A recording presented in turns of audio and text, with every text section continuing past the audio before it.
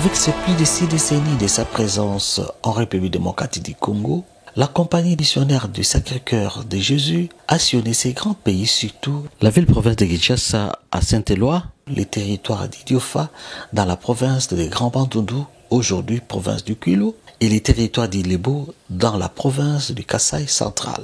En son temps, quand les subventions de la direction générale de la congrégation étaient très actives, la prise en charge de la mission et de ses membres était effective et totale. La crise économique généralisée au monde n'a pas épargné la congrégation de cette réalité. L'absence et les décès de sœurs européennes causés par des maladies et de la vieillesse ont davantage impacté la situation économique de la congrégation. Conformément à sa devise, celle d'aller dans les milieux lointains évangéliser le pauvre, avec toutes ces réalités considérables de la crise généralisée, les personnels missionnaires courent des difficultés intenses au risque de biaiser et de toucher à la gestion de la mission. Comment surmonter ces difficultés et quelle approche doit-on adopter pour sauver les multiples vocations qui naissent le jour au lendemain suite aux témoignages que les sœurs présentent dans le quotidien de l'ère apostolat? Nous qui vous parlons, nous sommes comme la transition entre les sœurs espagnoles et les sœurs congolaises. C'est pour assurer la continuité de la congrégation. Notre congrégation est née en Espagne et elle s'est rayonnée dans le monde entier. Mais au début, majoritairement, c'était les Espagnols. Et en arrivant dans les pays des missions, la croissance la plus grande était à l'Inde. Et maintenant, comme nous parlons, cette croissance, on voit la tendance grandir au niveau du Congo. Quand les sœurs sont arrivées ici, elles prenaient en charge chaque personne, chaque groupe qui grandit dans la congrégation, prenait la charge du personnel au niveau des services de la congrégation, dépendait de ces groupes qui étaient majoritaires. Maintenant, dans ces moments ici, cette responsabilité retombe sur nous les Congolaises où nous avons plus de vocations. Et cela, ça nous met devant une grande responsabilité de nous préparer pour que nous puissions aussi prendre la congrégation en charge, non seulement au niveau économique, mais surtout au niveau des personnels. La préparation au niveau des études, au niveau des talents, des compétences, pour que demain, nous puissions nous aussi être à la hauteur à partir de nos valeurs congolaises pour prendre en charge la congrégation.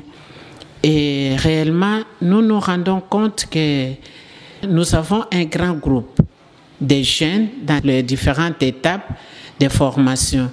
Et c'est une lourde responsabilité pour nous en tant que Congolaises, bien que nous portons l'esprit de la congrégation, une congrégation exclusivement missionnaire, universelle, mais le poids de la formation retombe sur nous. Et ce poids-là suppose pour nous beaucoup d'efforts, d'abord, de penser que la formation dépend de la qualité et non la quantité de personnes que nous pouvons regrouper pour former. Et nous nous demandons les témoignages de chacune des sœurs. C'est celle-là notre préoccupation. Selon les charismes de la congrégation qui nous demandent d'aller évangéliser dans les missions les plus éloignées. Et cela demande les moyens financiers. Et ces moyens, nous n'en avons pas parce qu'à l'époque, les sœurs venaient avec tout leur argent. Et avec cet argent, il y avait la facilité de réaliser la mission. J'ai dit aux amis de mon frère, qui sont ensemble depuis qu'ils étaient dans l'école maternelle, j'ai dit, un sac de ciment ici, c'est le salaire d'un travailleur de l'usine d'huile de Palma.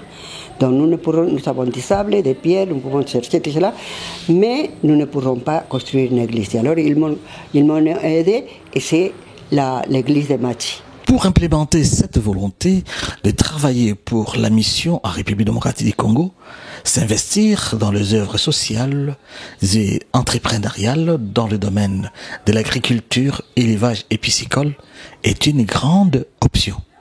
Cette approche demande beaucoup d'efforts et sacrifices comme nous les constatons. C'est pourquoi nous sommes en train de penser à réaliser certaines activités d'autofinancement pour nous prendre nous-mêmes en charge et prendre aussi la mission en charge. Parmi ces activités d'autofinancement, nous avons les activités agricoles. Il y a aussi le reboisement pour contribuer à l'écosystème, pour lutter contre le réchauffement climatique. Nous avons aussi une formation intégrale. Et dans la formation intégrale, nous touchons l'aspect santé. Nous sommes dans l'éducation, où il y a l'école maternelle, l'école primaire, secondaire, où nous réalisons nos activités. Nous avons aussi d'autres activités qui nous ramènent à pouvoir présenter les charismes de la compagnie missionnaire. Pour l'agriculture, des vastes étendues ont été acquises sur le plateau de Bateke dans la ville-province de Kinshasa et à Kikwit, en Ndunga, dans la province du Kwilu. Elles cultivent principalement le maïs, manioc, les haricots et d'autres cultures maraîchères. Pour une production suffisante à grande échelle, la congrégation devrait avoir un tracteur et ses accessoires s'avèrent très indispensables, mais pour le moment non existants. Elle compte une porcherie en progression au plateau de Bateke et la volaille, poules écailles dans la ville de Kinshasa. Nous cherchons, demandons par-ci par-là des personnes de bonne volonté qui peuvent nous soutenir dans cette lutte de vouloir nous prendre en charge ici au Congo et ailleurs dans toute la congrégation.